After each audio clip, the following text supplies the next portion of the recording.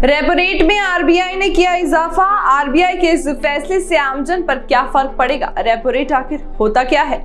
नमस्कार, मैं हूं आपके साथ राजनंदिनी शर्मा। आप देख रहे हैं पैसा बोलता है। आज के एपिसोड में हम बात करेंगे आरबीआई के रेपो रेट बढ़ने के फैसले पर और जानेंगे कि इस फैसले से आमजन पर क्या असर पड़ेगा। आगे बढ़ने से पहले आइए देखते हैं बिजनेस वर्ल्ड की टॉप हेडलाइंस। इंडियन इकोनॉमी 2040 तक 20 लाख करोड़ डॉलर की हो जाएगी, चीफ इकोनॉमिक एडवाइजर ने जताया है अनुमान। LIC के शेयर इश्यू प्राइस में देखने को मिली 22% की गिरावट। तमिलनाडु मर्केंटाइल बैंक के IPO को सेबी से मिली मंजूरी। बुलेट ट्रेन देश में कब आएगी, इसको लेकर कोई सटीक अंदाजा लगाना तो संभव ही नहीं है। हालांकि उसके आने से पहले उसकी गति का पूर्वानुमान देश की महंगाई दे रही है। Petrol, diesel, cylinder, electronic vehicle, सब्जियां, दाल, रोजमर्रा के सामान और सब कुछ, हर चीज में मन की गति के समान इजाफा देखने को मिल रहा है। नींबू ने तो हाल ही में पूरे देश भर के तोते उड़ा दिए थे। बढ़ती महंगाई से चिंतित भारतीय रिजर्व बैंक ऑफ इंडिया ने एक बार फिर रेपो रेट में इजाफा किया है। इसे 4.40% से बढ़ाकर 4.90% किया गया है। यानी आपको लोन महंगा होने वाला है और आपको ज्यादा EMI चुकानी होगी। इंटरेस्ट रेट्स पर फैसले के लिए 6 जून से मॉनेटरी पॉलिसी कमेटी की मीटिंग चल रही थी। वहीं आरबीआई गवर्नर शक्तिकांत दास ने आज प्रेस कॉन्फ्रेंस में इंटरेस्ट रेट्स पर फैसले की जानकारी दी है। ब्लूमबर्ग के सर्वे में शामिल 41 में से 17 इकोनॉमिस्ट ने रेपो रेट 0.50% बढ़ाकर 4.9% करने का अनुमान जताया था। कुछ इकोनॉमिस्ट मानते हैं कि आरबीआई रेपो रेट को धीरे धीरे प्री कोविड लेवल 5.15% से ऊपर ले जाएगा। यानी मॉनेटरी पॉलिसी की मीटिंग हर 2 महीने में होती है, लेकिन बीते दिनों आरबीआई ने 2 और 3 मई को इमरजेंसी मीटिंग बुलाकर रेपो रेट को 4% से बढ़ाकर 4.40% कर दिया था। 22 मई 2020 के बाद रेपो रेट में ये बदलाव हुआ था। इस वित्त वर्ष की पहली मीटिंग 6 से 8 अप्रैल को की गई थी। अब बात करेंगे कि रेपो रेट क्या होती है और रेपो रेट और EMI का कनेक्शन क्या है। रेपो रेट वो रेट्स होती है जिस पर आरबीआई से बैंकों को कर्ज मिलता है, जबकि रिवर्स रेपो रेट उस रेट को कहते हैं जिन रेट्स पर बैंकों को आरबीआई पैसा रखने पर इंटरेस्ट देती है। जब आरबीआई रेपो रेट घटाता है तो बैंक भी ज्यादातर इंटरेस्ट रेट्स को कम करते हैं, यानी ग्राहकों को दिए जाने वाले लोन की इंटरेस्ट रेट्स कम हो जाती है, साथ ही EMI भी घटती है। इसी तरह जब रेपो रेट में बढ़ोतरी होती है तो इंटरेस्ट रेट्स में बढ़ोतरी के कारण ग्राहक के लिए कर्ज महंगा हो जाता है। ऐसा इसलिए है क्योंकि कमर्शियल बैंक को केंद्रीय बैंक से उच्च कीमतों पर पैसा मिलता है, जो उन्हें रेट्स को बढ़ाने के लिए मजबूर करता है। अब बात करेंगे कि 0.50% रेट बढ़ने से कितना फर्क पड़ेगा।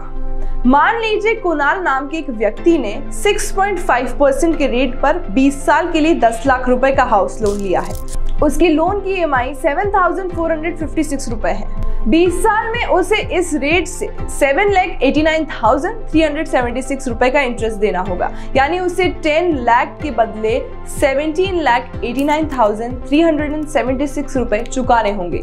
कुणाल के लोन लेने के 1 महीने बाद आरबीआई रेपो रेट में 0.50% का इजाफा कर देता है। इस कारण बैंक भी 0.50% इंटरेस्ट बढ़ा देते हैं। अब जब कुणाल का एक दोस्त उसी बैंक में लोन लेने के लिए पहुंचता है तो बैंक उसे 6.5% की जगह 7% रेट ऑफ इंटरेस्ट ऑफर करता है। कुणाल का दोस्त भी 10 लाख रुपीस का ही लोन 20 इयर्स के लिए लेता है, लेकिन उसकी EMI 7,753 रुपए की बनती है, यानी कुणाल की EMI से 297 रुपए ज्यादा। इस वजह से कुणाल के दोस्त को 20 इयर्स में कुल 18,60,717 रुपए चुकाने होंगे। ये कुणाल की रकम से 71,000 ज्यादा है। आरबीआई पर रेट्स बढ़ाने का दबाव क्या है, ये भी मैं आपको बताती हूँ। केंद्रीय बैंक ने पिछली बार इसी साल 4 मई को रेपो रेट बढ़ाया था और तब से अब तक देश दुनिया में 4 बड़े बदलाव हो चुके हैं। वो बदलाव ये है कि चाइना में लॉकडाउन खुलने से दुनिया भर में कच्चे तेल, स्टील जैसी कमोडिटी की मांग बढ़ी है। दूसरा ये कि अंतर्राष्ट्रीय बाजार में बेंचमार्क क्रूड ब्रेंट $120 प्रति बैरल से ऊपर निकला है। तीसरा यह है कि बॉन्ड यील्ड 2019 के बाद पहली बार 7.5% तक पहुंची और 8% तक जाने की आशंका है। जो चौथा बदलाव है वो ये है कि ब्रिटेन और यूरोजोन में महंगाई रेट्स 40 इयर्स के रिकॉर्ड लेवल 8% से भी ऊपर निकल गई है। ऐसे में वैश्विक महंगाई बढ़ने का डर है।